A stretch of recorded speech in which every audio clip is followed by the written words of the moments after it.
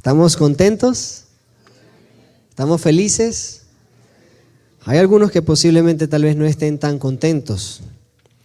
A veces venimos a la iglesia y todo es alegría, todo es felicidad, pero tal vez en nuestro corazón hay algo que nos está agobiando. Sin embargo, déjenme decirle algo, mis hermanos. A pesar de que haya un problema o una situación difícil, el gozo que Dios nos da, el gozo de la salvación, trasciende nuestro problema. El gozo trasciende la dificultad que estemos pasando. Así que puede ser que en medio de una tristeza tengamos gozo. Y va a parecer algo contradictorio, pero eso es la promesa que Dios hace para cada uno de nosotros. Si tenemos el gozo de la salvación, si tenemos a Cristo en nuestro corazón, a pesar de que a veces hayan situaciones tristes, podemos tener gozo, porque sabemos que nuestro Dios nos ha salvado y pronto todo este dolor y todo este mal terminará. Estamos felices de que algunas de las personas que tengo acá en la lista están con nosotros. Yo voy a mencionar algunos nombres para darles una cordial bienvenida, así que prepárense, les estoy preparando mentalmente para que levanten la mano.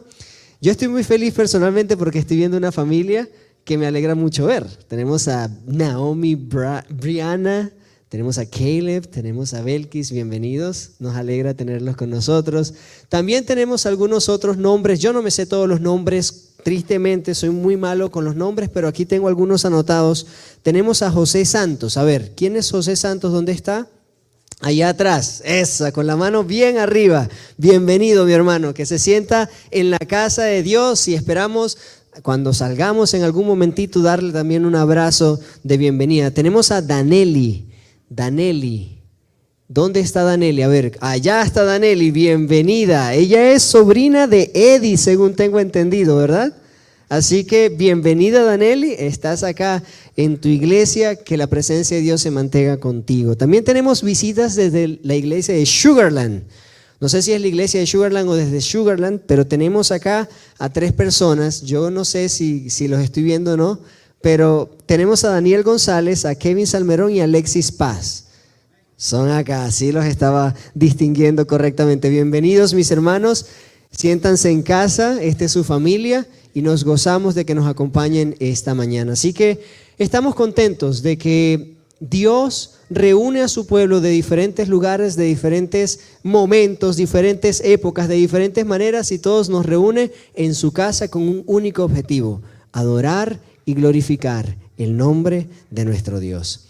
Así que ese sea el motivo por el cual estamos nosotros acá y que nos ayude bastante a mantener la unidad aún en los momentos más difíciles. El tema de hoy es un tema un poco controversial. Hay sermones que son bien espirituales, que fortalecen nuestra fe. Hay otros temas que son más a propósito de una clase, que nos ayudan a fortalecer nuestra doctrina y al mismo tiempo nos ayudan en la parte práctica. Así que el tema de hoy va a ser un tema un poco más hacia la parte práctica, porque tiene que ver con la aplicación personal que nosotros hacemos a ciertos principios bíblicos. Básicamente tenemos valor o encontramos valor en conocer la doctrina del santuario, encontramos valor en conocer el verdadero estado de los muertos, encontramos valor en conocer que el sábado es el día del Señor. Sin embargo, todas esas doctrinas, si no tienen un efecto práctico en nuestro día a día, entonces son doctrinas muertas, por así decirlo. Son conocimientos que nos hacen obesos espirituales o intelectuales, pero más allá de eso no producen un cambio o una transformación en nuestra vida. Vamos a ir entrando en este tema. Yo voy a decir algunas cosas que aun cuando yo me quede acá hablando, tal vez ninguno se va a dormir. Este es uno de los pocos temas donde la mayoría de la gente se mantiene despierto porque es un tema controvertido. Algunos dicen que vestir de determinada manera es pecado, otros no. Unos dicen comer ciertas cosas es pecado, otros no. Unos dicen que hacer determinada actividad es pecado y otros no. ¿Por qué hay tantas opiniones dentro de un mismo área? ¿Será que es un tema cultural? ¿Será que hay diferentes interpretaciones de lo que dice la palabra del Señor? Por otro lado, ¿cuál debe ser la actitud de un cristiano cuando ve que su hermano o hermana está incurriendo en alguna de estas actividades de carácter dudoso o controversial. Así que antes de continuar, vamos a pedir la presencia de nuestro Dios en nuestro medio. Señor, en este momento estamos suplicando tu presencia. Queremos que este estudio de tu palabra pueda enriquecernos espiritualmente y pueda ayudarnos en la parte práctica a vivir el día a día de la manera que te agrada a ti. Suplicamos que nos ayudes en el nombre de Cristo Jesús. Amén. Hay esta doctrina o esta creencia de la conducta cristiana muchas veces es la creencia que más genera problema en la iglesia, porque tiene que ver con la apariencia externa, lo que nosotros podemos ver. Nosotros no podemos ver el corazón, no podemos ver lo que una persona sabe, pero sí podemos ver o escuchar lo que una persona dice, cómo habla, cómo se viste, cómo se mueve o lo que hace. Y muchas veces por eso mismo, porque es lo que nosotros podemos ver y analizar, es lo que es más fácil que nosotros caigamos en la tentación de juzgar. Nadie puede juzgar la intención de alguien, pero sí puede juzgar la acción de alguien. Nadie puede juzgar lo que quiso decir una persona, pero sí se puede juzgar lo que dijo una persona. Así que lo que está afuera es lo que es más fácil de ver y de juzgar o de conocer por sus frutos, que básicamente esos son los frutos. Así que cuando tiene que ver con esta creencia, si bien es cierto que esto es un fruto o debería ser un fruto, un resultado de una vida transformada, a veces nosotros lo utilizamos como si esto fuera la causa de la transformación en la vida cristiana. De manera que en vez de ver eso como una consecuencia, lo vemos como una causa, como que eso es lo que tiene que venir primero para que después venga una relación con Dios. Yo me tengo que vestir bien para poder tener una relación con Dios, cuando es al contrario. Es necesario que yo me vista bien, que yo tenga una relación con Dios, y eso por consecuencia va a hacer que yo adore a Dios a través de la forma como yo me visto, lo que yo como, entre otras cosas.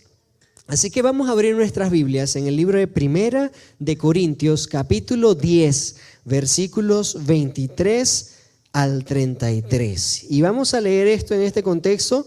Vamos primero a explicar el contexto del texto y después vamos a hacer una aplicación general a nuestra vida. Así que vamos a ir a 1 Corintios capítulo 10 versículos 23 al 33. Vamos a leerlo completo y este texto ha generado algunas controversias, por eso es importante que lo entendamos. Dice: todo me es lícito. Y presten atención que a esta palabra todo, ¿ok? Van a ver que a lo largo de toda esta lectura se repite todo. Todo me es lícito, pero no todo conviene. Todo me es lícito, pero no todo edifica. Siguiente versículo. Ninguno busque su propio bien, sino el del otro. Muy bien, siguiente versículo. De todo lo que se vende en la carnicería, comed, sin preguntar nada, por motivos de conciencia. Y ahí se pone más confusa la cosa. Siguiente. Porque del Señor es la tierra y su plenitud. Versículo 27. Si algún incrédulo os invita y queréis ir, de todo lo que se os ponga delante, comed, sin preguntar nada, por motivos de conciencia. Siguiente. Mas si alguien os dijere, esto fue sacrificado a los ídolos, no lo comáis, por causa de aquel que lo declaró y por motivos de conciencia, porque del Señor es la tierra y su plenitud. Siguiente. La conciencia, digo, no la tuya, sino la del otro. Pues, ¿por qué se ha de juzgar mi libertad por la conciencia del otro?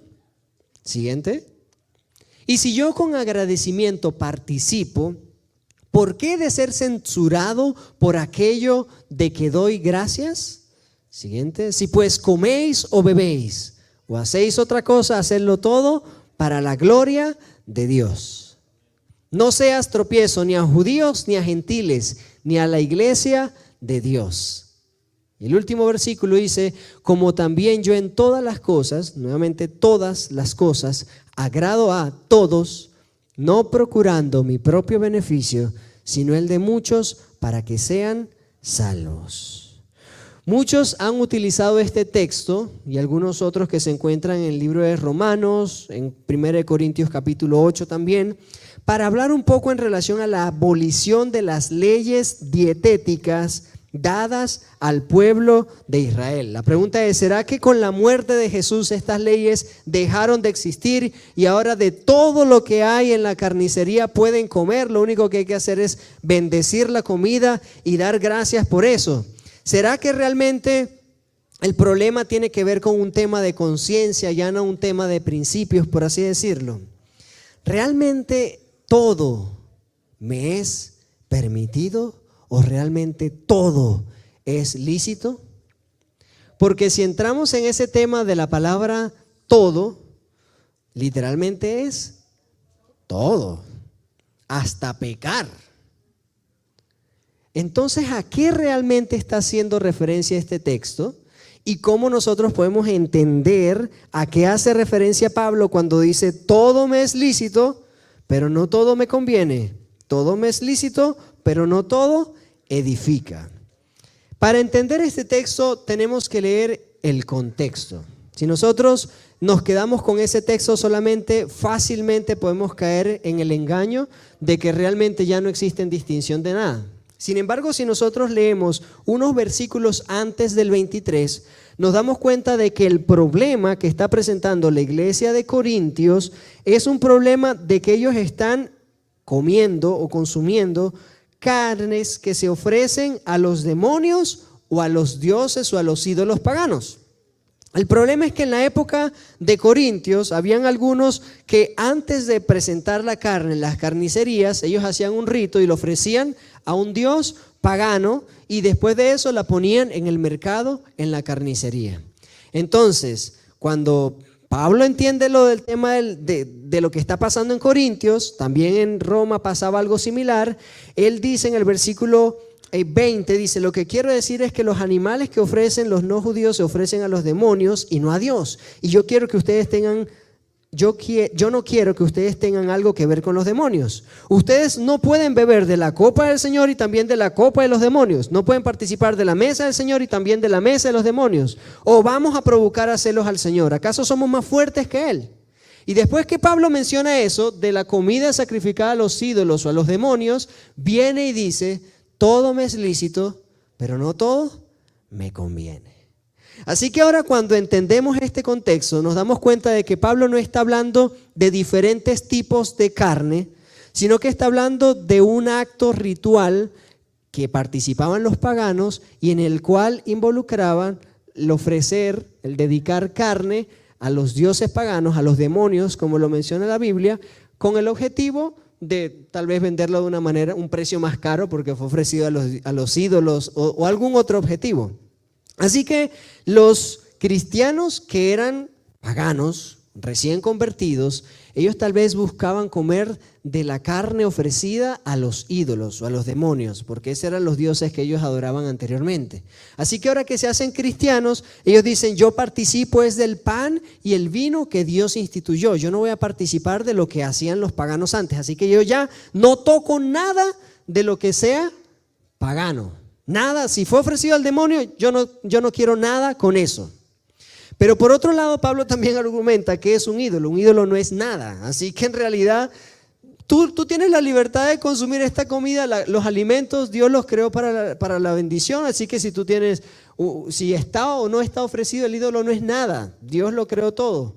Pero el punto no es si es que puedes hacerlo o no puedes hacerlo. Claro que es lícito, porque al final el problema no tiene que ver con lo que fue ofrecido o no, porque tu conciencia está cautiva con el Señor. Tú no estás adorando un demonio cuando tú comes una comida que fue ofrecida a los demonios, por así decirlo.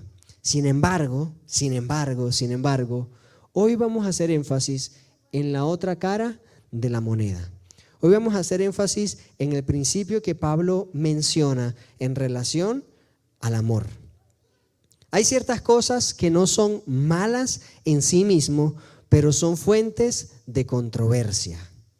La recomendación de Pablo en este caso es, por amor a tus hermanos, no lo hagas. Vamos a leer 1 Corintios 8, 2 capítulos atrás, donde nuevamente habla en relación a ese tema. Y este es interesante porque él menciona esto. Vamos a leer 1 Corintios capítulo 8, vamos a leer desde el 1 en adelante. Dice, en cuanto a lo que se ofrece a los ídolos, sabemos que todos tenemos conocimiento. El conocimiento envanece, pero el amor, así que comenzamos por la diferencia entre el conocimiento, saber doctrinalmente, y la parte práctica, el amor. El amor edifica. Si alguno cree saber algo, todavía no lo sabe como debe saber, pero si alguno ama a Dios, es porque Dios ya lo conoce. Es porque es conocido por Dios. Así que Dios está buscando amor más que conocimiento. Dios busca adoradores que lo amen, no adoradores que sepan todo lo que tienen que hacer, sino adoradores que lo amen, porque al amar a Dios, el conocimiento viene por añadidura. Pero si tú solamente quieres conocer y no amas, hay un problema. Y dice, si alguno cree saber algo, todavía no lo sabe como lo debe saber, porque le falta es amor. Ahora va Pablo a hablar nuevamente del tema. En cuanto a los alimentos que se ofrecen a los ídolos, sabemos que un ídolo no tiene valor alguno en este mundo y que solamente hay un Dios. Y aunque hay algunos que se llamen dioses, ya sea en el cielo, en la tierra, hay muchos señores, para nosotros hay ¿cuánto? Un solo Dios, el Padre, de quien proceden todas las cosas y a quien nosotros pertenecemos, y un solo Señor, Jesucristo, por medio de quien existen todas las cosas, incluso nosotros mismos. Pablo sigue diciendo en esta carta, en el versículo 7, no todos tienen este conocimiento. Hay algunos habituados hasta aquí a los ídolos que comen lo sacrificado a los ídolos y su conciencia, siendo débil, se contamina. Hay algunos que tal vez porque vivieron eso en la vida pasada no quieren nada que ver con eso, y cuando alguien tiene cierta libertad, porque dice, mira, en realidad hay un solo Dios.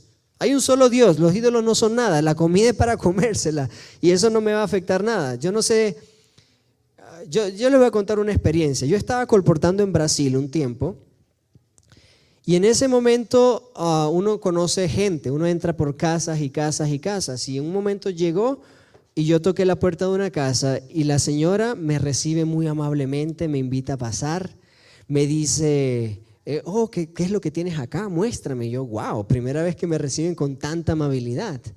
Y después que yo hice toda la presentación del material cristiano, ella me dice, lo lamento mucho, pero no te puedo ayudar. Yo soy espiritista. Y yo le digo, oh, wow, usted es espiritista. Me quedo así como pensando. En ese momento tenía 18 años, inexperto, inexperiente, no conocía muy bien. ¿Y qué hace referencia a eso? Mediums, nosotros nos comunicamos con las personas que ya pasaron al otro lado.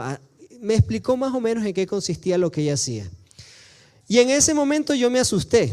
Yo dije, yo me quiero ir de acá lo más rápido posible, así que voy a buscar la manera de cerrar, hacer el cierre de la presentación. Me compra o no me compra, yo me voy acá. Y en eso estoy haciendo el cierre y ella me dice, pero quédate, hijo, te voy a dar un tecito y una tortita, un bolo le llaman en Brasil. Y yo, ay. Si me como un bolo de esta señora, puede ser que esté embrujado, qué sé yo. Uno no se imagina qué puede pasar. Y en ese momento yo decía, no, tengo que seguir. No, tranquilo, un ratito solamente, porque me gusta hablar contigo, eres una persona muy agradable. Y yo decía, esto ni siquiera es un alimento impuro como para yo decir que no se puede comer ni nada. Esto no hay excusa. Así que yo me quedé, yo dije, bueno, Señor, tú eres Dios, en tu nombre. Vamos a comernos esta torta en tu nombre. Así que agarramos y me la comí. Y después, como si nada. Ella no sabía lo que yo estaba teniendo en mi mente. Ella creía que todo estaba bien. Terminamos, le ofrecí una oración. Ella me aceptó la oración y después yo me fui. Y yo, ¿será que me va a caer mal en algún momento? O pensando algo. No pasó nada. Es que cuando nosotros tenemos un Dios verdadero, un Dios real, es difícil que ese tipo de cosas nos afecten. Cuando nosotros confiamos en nuestro Dios, nos quieren echar brujería, nos quieren hacer todo y todo rebota, todo resbala porque nuestro Dios es el único Dios verdadero. Y cuando entendemos eso, no hay miedo, no hay nada que tenemos que temer. Y eso es lo que Pablo está indicando acá. Un ídolo no es nada, nosotros tenemos un solo Dios verdadero, pero hay algunos que tal vez, por ejemplo, si yo me hubiese encontrado con una persona que se convirtió al adventismo, pero antes fue espiritista, y me dice, no te comas esa torta, porque yo sé lo que le hacen a la comida a los espiritistas, yo lo hacía. En ese momento, uno tiene que decir, bueno, en realidad la torta no es nada, pero si esa persona siente que yo al participar de eso, estoy participando en la adoración que los espiritistas tuvieron a eso, por amor a esa persona, digo, oh, está bien, bueno, vamos a evitar entonces, para evitar controversias con la conciencia de mi hermano débil, que cree que todavía eso tiene un poder sobre la vida de un cristiano, que en realidad no. Sigue diciendo, versículo 8, es verdad que los alimentos no nos acercan más a Dios, pues no somos mejores por comer ni peores por no comer. Y aquí está hablando no del tipo de alimentos, sino de los alimentos ofrecidos o no a los ídolos. Y dice, pero tengan cuidado de que esa libertad que ustedes tienen no se convierta en motivo de tropiezo para los que son débiles. Así que sí, hay cierta libertad, pero si esa libertad se convierte en tropiezo, cuidado. Sigue diciendo, porque si a ti que tienes conocimiento te ves sentado a la mesa en un lugar de ídolos, alguien cuya conciencia es débil, ¿acaso no se sentirá estimulado a comer de lo que se ofrece a los ídolos? Y hay veces que uno tiene que tener mucho cuidado con los movimientos que tenemos, con las apariencias de mal, porque si bien es cierto que no son mal, a veces no es conveniente. Hay cosas buenas que a veces no son convenientes. Hay una experiencia de un pastor que se metió junto con un anciano a un prostíbulo a hacer obra misionera con las prostitutas. Y realmente hicieron obra misionera. Pero una persona, fuera de contexto, llega y los ve a los dos entrando a ese lugar, difícilmente va a pensar que está haciendo obra misionera. Tal vez lo más sabio es enviar a algunas hermanas de la iglesia que vayan y hablen con dichas mujeres con el objetivo de evitar cualquier tipo de apariencia de mal. Así que muchas veces se habla mal de nuestro bien por cómo nosotros decidimos hacerlo. Y eso es justamente lo que Pablo está advirtiendo y está hablando en este contexto. Dice, versículo 11, en tal caso, ese hermano débil por quien Cristo murió se perderá por causa de tu conocimiento. Así que yo puedo saber mucho y decir, yo sé esto es así, esto no es así. Pero si me falta amor por mi hermano que tiene conciencia débil, entonces yo estoy fallando contra Dios. Y por mi conocimiento de que sé que eso no es pecado, en realidad la conciencia de mi hermano se está afectando y por eso esa persona se va a perder. Así que mi conocimiento va a hacer que se pierda un hermano. Y Pablo comienza a decir que mejor que el conocimiento es el amor. Ese es el principio que debe reinar en la vida cristiana. Versículo 12 dice algo interesante. Y así, al pecar ustedes contra los hermanos y herir su débil conciencia, pecan contra Cristo. ¿Contra quién pecamos entonces? Contra Cristo. Si lo hiciste a uno de estos mis hermanos más pequeños, a mí lo hiciste. Así que al herir la conciencia de uno de nuestros hermanos, pecamos contra Cristo. Por lo tanto, si la comida es motivo de que mi hermano caiga, jamás comeré carne para no poner a mi hermano en peligro de caer. Ahí está el principio del amor. Claramente el principio del amor nos está diciendo, yo no hago lo que me agrada a mí, sino hago lo que le agrada a Dios, número uno, y lo que sea de mayor beneficio para mi hermano o mi hermana que está luchando en los caminos del Señor. Y allí entran muchas categorías de las cosas que nosotros a veces ponemos como normas en la iglesia, que en realidad tal vez no son leyes, no son mandamientos, pero son normas con el objetivo de bendecir a nuestros hermanos y que nuestros hermanos no caigan, por un lado, en la trampa de juzgar o por otro lado, en la trampa de caer en la tentación del pecado. Así que cuando entendemos esto, vemos que lo que Pablo nos está mencionando es que él dice que a pesar de que hay cosas que son lícitas, a pesar de que es posible comer ese tipo de carne, a pesar de que es posible hacer cierto tipo de cosas, si eso va a hacer que mi hermano peque, entonces es mejor no hacerlo.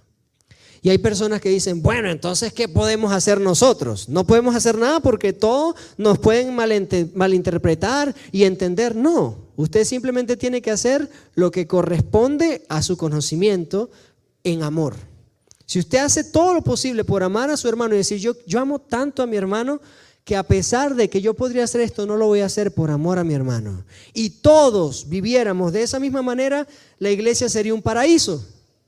Porque realmente el amor es el principio que une, Dios es amor, Dios nos une y nos hace vivir pensando mejor en el otro antes que en nosotros. A los jóvenes, les voy a hablar a los jóvenes específicamente. Muchas veces se nos dice, no hagas esto, no te vayas para allá, no te pongas esta ropa, no escuches esta música. No hagas esto y no hagas esto y no hagas esto y no hagas esto. Pero pocas veces se les da la explicación de por qué. ¿Por qué no? ¿Por qué no? Porque soy mamá y se me respeta. Porque soy papá y no se me responde. Porque no y punto.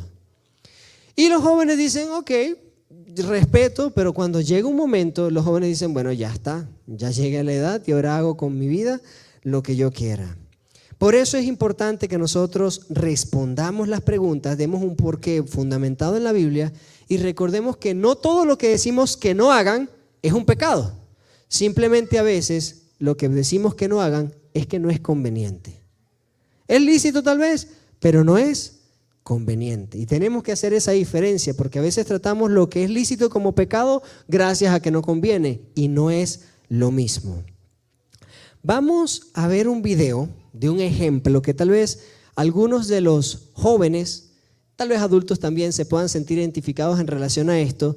Y esto nos va a ayudar a identificar algunas cosas que pueden ser buenas o pueden parecer buenas, pero al final realmente no son lo que pensamos. Vamos a ver el video.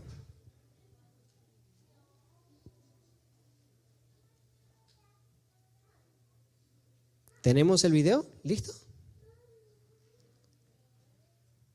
Ok, vamos a esperar un momentito. En este video vamos a ver un poco en relación a las comparaciones que existen entre lo que nosotros creemos que es adoración a los ídolos paganos y lo que realmente eso sería en pleno siglo XXI. No sé si ustedes, los que estuvieron acá en la escuela sabática, lograron ver más o menos lo que se dramatizó, pero hay muchas cosas que ocupan el lugar que solamente le corresponde a Dios. Así que vamos ahora a ver si tenemos ya el video listo para avanzar y si no, tal vez lo ponemos más adelante. ¿Ya está? Vamos a ver. Bueno. Mientras esperamos, vamos a hablar un poco en relación a la métrica, cómo esto nos puede ayudar a medir cómo está nuestra vida espiritual y cómo nosotros podemos a través de los frutos ver cómo está nuestro corazón, a través de los frutos ver cómo está el tronco del árbol, por así decirlo. En primer lugar, si nosotros dedicamos más tiempo a ver un juego de fútbol, si dedicamos más tiempo a la música, si dedicamos más tiempo al trabajo, si dedicamos más tiempo a la familia que a Dios, todas esas cosas que parecen buenas terminan siendo malas y terminan transformándose en una trampa para que creamos que estamos haciendo bien y en realidad no estamos haciendo lo que conviene. Vamos a ver el video, creo que ahora sí ya lo tenemos. Vamos a ver si... I was watching TV the other day. and the show comes on with these religious fanatics. They were crazy. Well, you would think they were crazy if you didn't understand their culture and their religion. See, that's just the thing. They were Intenten entender si no vean las imágenes. things to extremes. They painted their bodies. They wore these ridiculous costumes. They chanted, they danced, they made sacrifices to their idols. They had built these enormous temples to worship their idols in. It seemed like their entire existence climaxed into this one scenario, this one over-the-top act of worship. You don't really relate, do you? Let's try it again.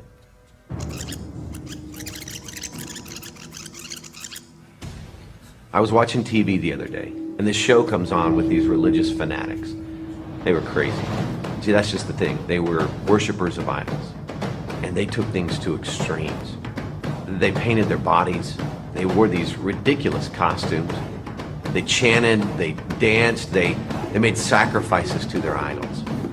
They had built these enormous temples to worship their idols in. It seemed like their entire existence climaxed into this one scenario, this one over-the-top act of worship.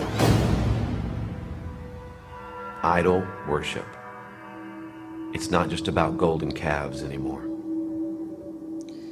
No sé si algunos entendieron la idea en relación a esto, pero les hago un resumen. Básicamente, él dice, estaba viendo sobre la adoración pagana que existía en la época. Se visten las tribus originarias con unas cuestiones, tocan tambores, se ponen unos trajes de colores y ridículos para adorar a sus dioses. Es algo bien interesante, ¿no? No te sientes identificado con eso, ¿verdad? Bueno, déjame decírtelo de nuevo. Y se devuelve y vuelve a decir lo mismo. Lo único que ahora cambia son las imágenes y nos muestra conceptos de adoración de lo que nosotros estamos poniendo en lugar de Dios hoy. Así que ven los grandes templos de fútbol donde la gente se reúne para adorar a los jugadores, para adorar y pasar un tiempo de esparcimiento, grandes fiestas, festivales, de lo que sea, donde el menor pensamiento que se tiene es la adoración a Dios. Así que tal vez directamente no tengamos un ídolo ni una estatuilla en la casa al cual nosotros adoramos, pero nuestro ídolo no tiene que ver con algo físico, sino a qué nosotros le damos nuestro tiempo, a qué nosotros le damos nuestras energías, nuestro dinero, nuestros afectos, nuestro talento, todo lo que nosotros somos, a quién se lo damos.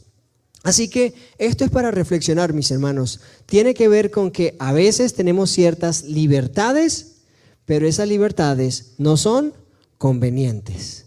Todo lo que se permite no es todo en el sentido de pecado, es un todo dentro de lo permitido, un todo dentro de lo que no hay ningún problema o no hay ninguna controversia.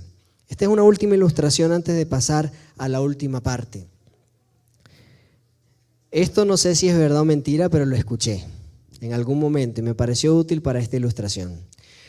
2 misioneros fueron a un lugar bien remoto y en ese lugar se encontraron con algunas tribus originarias que evidentemente no conocen el mensaje que nosotros tenemos, no conocen lo que nosotros tenemos que hacer para cuidar de nuestro cuerpo, entre otras cosas. Así que hay 2 perspectivas, son 2 misioneros, 2 pastores adventistas y le ofrecen cerdo. Y en ese momento uno dice, bueno, si yo como el cerdo, yo puedo mantenerme con vida, les predico y los convierto y ya después ninguno come cerdo, por un lado. El otro dice, yo prefiero no comer cerdo aunque tenga que morir. Les intento enseñar con mis principios, pero yo no voy a violar lo que sé que mi conciencia es correcto. Y la pregunta es, ¿quién tomó la actitud correcta? Y esa pregunta es porque muchas veces nosotros decimos, bueno, pero ¿cómo le vas a predicar si no estás vivo? ¿O qué vas a lograr con eso? Nosotros tenemos el caso de una persona en la Biblia que dijo, de nada me sirve la primogenitura si estoy muerto. Así que mejor prefiero comerme este plato de lentejas y no importa que pierda la primogenitura. Así que ese mismo argumento lo utilizaría un pastor en este caso para decir, bueno, yo voy a comerme el cerdito porque Así mantengo la vida y de esa manera puedo servir a otras personas. Este texto de la Biblia no está hablando de lo que Dios prohibió. Este texto está hablando de lo que Dios permitió. Cuando la Biblia dice, todo me es lícito, está hablando de las cosas que Dios permite, no de las cosas que Dios prohíbe. Por lo tanto, no se puede utilizar este texto para decir, como todo me es lícito, yo también puedo pecar. Puedo deshonrar a mi padre, puedo matar, no es conveniente, pero lo voy a hacer. No tiene que ver con las cosas que son prohibidas, sino con las cosas que son permitidas. Así que este ejemplo de los dos misioneros no encaja dentro del ejemplo que está mencionándose en la Biblia. Nuestra fidelidad a Dios siempre tiene que ser cabal. Hay otras personas que dicen, no, gracias a su fidelidad, los de las tribus originarias se sintieron curiosos de saber por qué no comía y le predicó, mantuvo su integridad y al mismo tiempo salvó a esas personas que tenían necesidad de conocer más de Dios. Así que tenemos esas dos perspectivas, pero recuerden, cuando la Biblia habla de todo me es lícito, hace referencia a todo lo que es permitido delante de Dios. ¿Saben? Pablo explica mejor este todo de la siguiente manera. Filipenses capítulo 4, versículo 8. Vamos a ir a Filipenses 4, 8.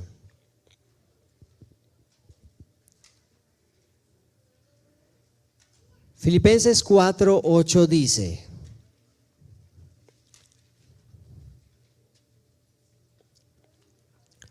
por lo demás, hermanos, todo lo que es verdadero, todo lo honesto, todo lo puro, todo lo justo, lo puro, todo lo amable, todo lo que es de buen nombre, si hay virtud alguna, si algo digno de alabanza, en esto pensad. Así que ese tiene que ser el criterio que nosotros tenemos que usar. Cuando Pablo habla de que todo me es lícito, hace referencia a eso. Aún dentro de todo lo que es puro, justo, amable, bondadoso, no todo conviene en todo momento. Es necesario que nosotros tengamos la sabiduría celestial para, a pesar de que es lícito, a pesar de que es bueno, a pesar de que es correcto, tengamos claro qué es lo que Dios espera de cada uno de nosotros. Ahora aquí va una sugerencia de parte de la Biblia para aquellos que ven el problema, para aquellos que ven a un hermano que está cayendo en un problema o que está pecando o que está haciendo las cosas que no convienen, aunque son lícitas, por la apariencia de mal o por lo que sea. Si en vez de criticar, si en vez de juzgar, amamos a ese hermano, cuán diferente sería nuestro trato con ellos, aún a pesar del error. Y yo les voy a citar un texto bíblico, hay varios, pero solamente voy a citar uno donde nos da el modelo clave de cómo nosotros podemos lidiar con el error. Juan capítulo 8. Juan capítulo 8 nos habla de la mujer adúltera. Esta mujer de Juan capítulo 8 conocía la ley de Moisés, no era una persona incrédula, era una persona que creía en la Biblia, creía en Dios. Ella inclusive estaba siendo juzgada por la ley de Moisés porque era parte del pueblo de Dios, o sea, era una miembro de iglesia, por así decirlo. Era una persona que conocía las normas de la iglesia, conocía las reglas de la iglesia y aún así esta persona fue atrapada en adulterio. Y adulterio no es algo que no conviene solamente, es un pecado, directamente es un pecado. Y lo que dice la palabra de Dios en este texto es que Jesús, ustedes conocen la historia, le dijo a todos, el que esté sin pecado, que lance la primera piedra. Y se fueron yendo, la palabra de Dios dice, los ancianos primero, porque parece que los ancianos mientras más tiempo tienen, más pecado acumulan. Así que se sintieron acusados primero y se fueron los ancianos y después se fueron los más jóvenes. Así que todos quedaron descalificados para juzgar a esa mujer a pesar de que era verdad que la mujer había cometido su pecado. Y después de eso, Jesús le dirige palabras de amor. En el versículo 10 del capítulo 8 de Juan, le dice: mujer, ¿dónde están todos? ¿Ya nadie te condena? Ella dijo: nadie, Señor.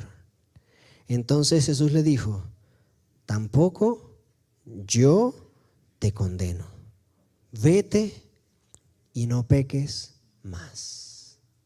Aquí vemos el ejemplo perfecto de cómo el amor lidia con el pecador. Cristo Jesús, que es el amor, está lidiando con el pecador. Ahora, ¿quiere decir eso que no debe existir disciplina? Eso es otro tema. La disciplina es inclusive por amor, es parte del amor, no están separadas una de la otra. Y en este caso particular, yo creo que no hubo mayor disciplina que esa que Jesús le dijo a ella: vete, no te condeno, vete y no peques más. Yo estoy seguro que esa mujer nunca se olvidó de ese acto de gracia, de amor inmerecido por parte de Dios. Nunca más quiso pecar, tal vez, no sabemos qué pasó, pero si yo hubiese sido esa persona, nunca más se me atraviesa por la mente pecar de esa manera, después de recibir un perdón tan profundo de parte de Dios. El amor viene antes que la corrección. Con amor, la crítica se vuelve consejo. El regaño se transforma en perdón. Así que cada uno de nosotros examinemos nuestro corazón. Si vemos que alguien está fallando, si vemos que alguien tiene un problema, antes de criticar, antes de juzgar, antes de señalar, sea que sea un pecado o que sea algo que no conviene, amemos, conozcamos, relacionémonos con esa persona. Y después que hay una relación donde hay amor, donde ahora hay afecto, porque conozco de dónde viene la persona, conozco sus motivos, sus razones, sus porqués, en ese momento, naturalmente, el consejo, la amonestación que vamos a hacer va a ir rodeada de amor. Va a ir rodeada de amor, cubierta y protegida con amor. Porque ese es el objetivo que Dios quiere, que nosotros restauremos a la persona, no que la persona se hunda. Ahora, vamos al otro caso. Eso es para aquellos que ven errores o critican o ven algunas fallas por cosas que convengan o no convengan en otra persona. Ahora vamos a aquellos que de alguna forma estamos en esa lucha, que a veces no hacemos lo que conviene, que caemos en pecado, que yo creo que acá podemos ser todos, básicamente. No sé si ustedes leen lo que dice Colosenses capítulo 2 o han leído lo que dice Colosenses capítulo 2. Todo el capítulo 2 es interesantísimo, pero el versículo 20 al 23 nos habla un poco en relación a la característica de estas cosas o de este problema que estaban presentando los cristianos en Colosas. Pablo les comienza a decir: si con Cristo ustedes han muerto los principios de este mundo, ahí no está hablando de principios de Dios, sino los principios de este mundo, ¿por qué, como si vivieran en el mundo, se someten a sus preceptos? Les dicen: no tomes eso en tus manos, no pruebes aquello y ni siquiera lo toques. Estos preceptos se ciñen a mandamientos y doctrinas humanas, y todas ellas son cosas que se destruyen con el uso. Sin duda, tales cosas pueden parecer sabias en cuanto a religiosidad sumisa. Tienen apariencia de sabiduría y el duro trato del cuerpo, pero no tienen ningún valor contra los apetitos humanos. Si yo en algún momento veo que un joven está en el celular jugando videojuegos en la iglesia, mi tendencia es automáticamente: no juegues y ya está. Pero la pregunta es: ¿estamos nosotros cambiando el corazón de ese joven o estamos simplemente imponiendo una obediencia sumisa sin explicar, sin entender el por qué está de esa manera o sin de alguna manera buscar la manera de amarlo, ayudarlo a que se encuentre en una relación salvífica con su Creador. A veces queremos apagar el incendio echándole agua a las llamas, pero no a las bases. A veces queremos cortar el árbol cortando las ramas, pero dejando la raíz. Y justamente eso es lo que menciona acá. A veces ustedes dicen, no hagas esto, no hagas aquello, ni siquiera lo toques. Y estos preceptos tienen apariencia de sabiduría, inclusive en cuanto a una religiosidad sumisa y el duro trato con el cuerpo, pero no tienen ningún valor contra los apetitos humanos. ¿Dónde están los apetitos humanos? En el corazón. Nosotros queremos que con impedir o con esta serie de normas, nosotros vamos a cambiar un corazón, cuando en realidad es como lo mencioné al inicio, Dios a través de una relación personal cambia el corazón y automáticamente vienen los frutos de una vida transformada. Cada uno de nosotros tiene la oportunidad de transformar la consecuencia en causa y la causa en consecuencia cuando nosotros tratamos con nuestros hermanos teniendo en base o en cuenta, en primer lugar, el amor. No el conocimiento, sino el amor. Pablo lo menciona. El amor, el conocimiento que viene del amor genera transformación, pero el conocimiento vacío no genera ningún cambio. Para cerrar, vamos a leer lo que dice 1 Corintios capítulo 3. Porque hemos estado leyendo Corintios, 1 Corintios 8, 1 Corintios 10, y en su tesis en 1 Corintios capítulo 13, vemos cómo Pablo está coronando sus argumentos a la iglesia de Corintios con una palabra clave. Vamos a leer desde el versículo 1 y muchos de nosotros ya lo conocemos. Dice, si yo hablara lenguas humanas y angélicas y no tengo amor, vengo a ser como metal que resuena o címbalo que retiñe. Y si tuviere profecía y entendiese todos los misterios y toda la ciencia, y si tuviese toda la fe de tal manera que trasladase los montes, y no tengo amor, nada soy. Siguiente versículo, y si repartiese todos mis bienes para dar de comer a los pobres, y si entregase mi cuerpo para ser quemado, y no tengo amor, de nada me sirve. Siguiente, el amor es sufrido, y a veces tenemos que sufrir a nuestros hermanos, ¿verdad? Bueno, eso es parte del amor. Dios nos sufre a nosotros, nosotros podemos sufrir a nuestros hermanos. El amor es sufrido, es benigno, el amor no tiene envidia, el amor no es jactancioso, el amor no se envanece, no hace nada indebido, no hace nada que no conviene, nada que es pecado, no busca lo suyo, su propia ganancia, no se irrita, no guarda rencor, no se goza de la injusticia, mas se goza de la verdad. Wow. Versículo 7, todo lo sufre, todo lo cree, todo lo espera, todo lo soporta. Ahí está, ese es el todo que le gusta a Dios. El todo que tiene que ver con el amor, todo lo puro, todo lo justo, todo lo amable. El amor todo lo sufre, todo lo cree, todo lo espera, todo lo soporta. Así que cuando Pablo utiliza ese todo, lo hace dentro del contexto de lo bueno, dentro del contexto del amor, que es lo que Dios ha establecido. El amor, versículo 8, el amor jamás, nunca deja de ser. Las profecías acabarán, cesarán las lenguas y la ciencia acabará. Hoy solamente conocemos y profetizamos de manera imperfecta o en parte, parcialmente. Pablo termina ese capítulo diciendo, permanecen, el versículo 13, permanecen la fe, la esperanza y el amor. Pero el mayor de todos estos es el amor. Mis queridos hermanos, que cada uno de nosotros de manera personal podamos examinarnos y entender los propósitos, los motivos por los cuales hacemos todo lo que hacemos.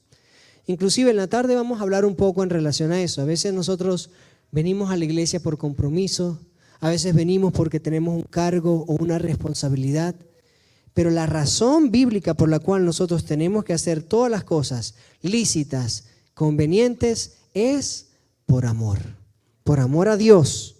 Y Dios nos va a dar ese amor unos por los otros, de manera que cuando lidiemos con la falta de un hermano, con que hizo algo dudoso, tal vez no conveniente, en primer lugar, lidiemos con amor y después Dios va a hacer la transformación y Dios va a hacer la diferencia. Recordemos que adoramos al amor. Usted va a decir, ¿cómo que es eso? La Biblia me dice, Dios es amor. No es que Dios tiene amor, Dios es. Amor, Dios es igual. Así que nosotros adoramos a Dios, nosotros adoramos al amor. Y si adoramos al amor, tenemos que tener un amor puro, completo en nuestros corazones. Reflexionemos en esto, en el amor que Dios nos ha dado, porque ese amor genera una transformación en lo que se ve, en lo que se dice, en lo que se oye, en lo que se percibe. El amor al prójimo nos hace amar al Dios que está en el cielo. Ama al Señor con todo tu corazón, con toda tu alma, con todas tus fuerzas, con toda tu mente, y a tu prójimo como a ti mismo. Estos son los principios del cielo y toda la ley se resume en estos. Que Dios nos ayude a practicar el amor en todas las áreas de nuestra vida.